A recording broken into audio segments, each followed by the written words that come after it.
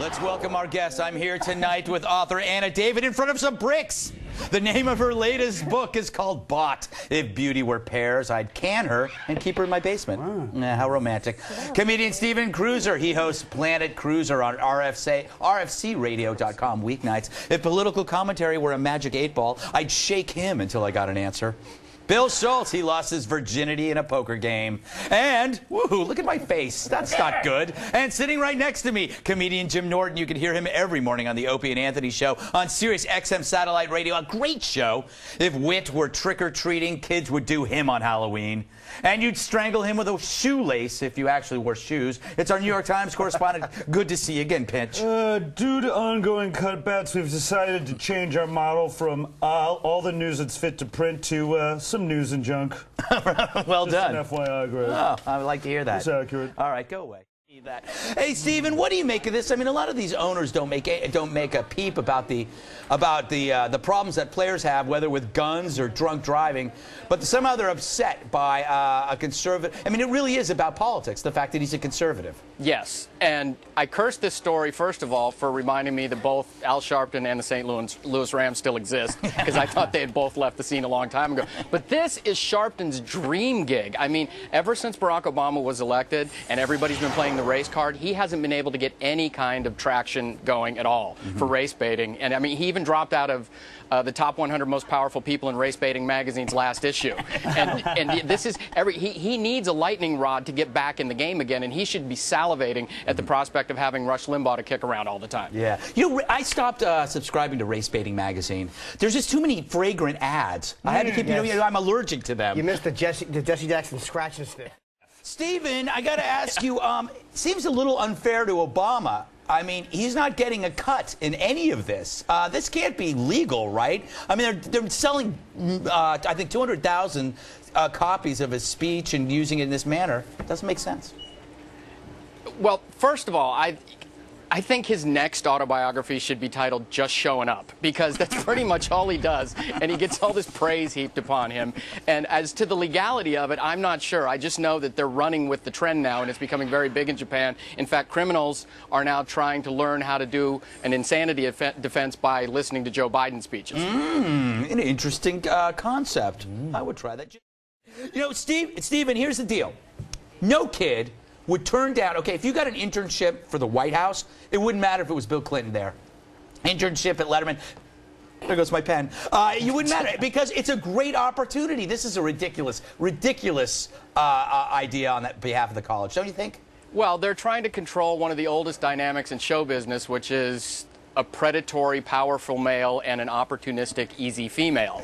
And if they destroy that, the very fabric of the industry will be ripped asunder, and then there will be no more Hollywood, and liberals won't know who to go to for voting advice anymore. And it disturbs the entire, it just messes with physics, Greg. It's wrong, okay? That is an absolutely good point. It's a good point. Then what is the bird of Connecticut? Can you walk me through how Hollywood physics works again? Hollywood physics works. It's an opportunistic. You don't have interns? Because I need to know who the hell just left here with my pants. You guys should have told me that at the top of the show. That was Greg's stunted twin brother, actually. Yes. I should have questioned the Cub Scout uniform. Yeah, exactly. Well, no, that actually makes sense. Yeah. Okay. This is cold. Yeah. Let me welcome back our guest, sad little man. Author Anna David. She's so bright, high beams are now called Anna David beams. I heard that. Blogger Stephen Kruiser. If wit were a coat of arms, I'd mount him in my castle. And comedian Jim Norton. He's our regular correspondent on the Jay Leno Show, and fantastic. Thank you. Yeah. If hilarity were the 100-meter dash, Olympic sprinters would take under 10 seconds to do him. Hey, Stephen, I got to ask you, I hate these guys at weddings. They're always there. They believe it's about them. They cause problems. But can't she be suing the hotel? How is the hotel at fault? It's America, Greg, okay? We have to look, you have to sue the right people and the decision makers, and in this case, obviously, the heavy decisions in life should be made by a part-time bartender at the Hyatt, okay?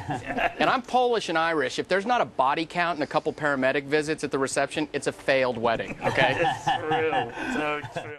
Stephen, she's doing some kind of dancing reality show there. So clearly her career's on the skids. She's divorcing from her husband, whatnot. Is this a good idea? Getting back in the limelight with two extra appendages or to enhance appendages? Well, first, I commend Amy Winehouse for always finding a new reason to be rushed to a clinic at the end of a show. I think she's got more variety in that area than any other artist right now. And secondly, this is just a classic failure of British socialized medicine. It's an elective surgery. The only way you can afford to pay for it is to get heroin implants, have her be a mule, come to the U.S., get the money, and get some real silicone. And her being Amy Winehouse, she couldn't wait to, test the product, which leads to all sorts of discomfort and a new reason to be rushed to the clinic. There you go. Wow, he's got theories for everything. Hey, Stephen, is this the role of a principal? I mean, shouldn't a principal be worrying about principled things? You mean academic things? Yes. What next? Is he going to offer conception after school for the parents? How many non-academic ways can you get to qualify a school's success? I mean, I don't think we're going to be at the forefront of science and industry by having well-breakfasted children. and now we've been worried about their self-esteem for a generation. Now we're worried about their food. So we're raising a nation full of fat, well-adjusted morons, which is basically the way Europe sees us anyway right now. So I guess it's a self-fulfilling prophecy. The French are behind this. There you go.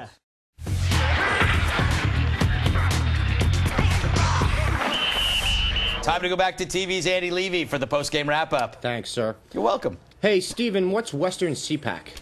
Oh, God, the polite people have invited me to participate in something. It's the Western Conservative Political Action Conference, and I'm there in Newport next weekend talking about Twitter. They needed a Twitter expert. So. Really? Yes, and they're going to realize their mistake at about 10:30 Friday night at the bar. Right. And it's all going to get ugly in a hurry, probably. Do they realize that Rhode Island's on the East Coast? Yeah, no, we shh. Like I said, alcohol is involved. All right, okay, fair enough. Andy, thank you, Stephen Kruiser. Great job. Anna David.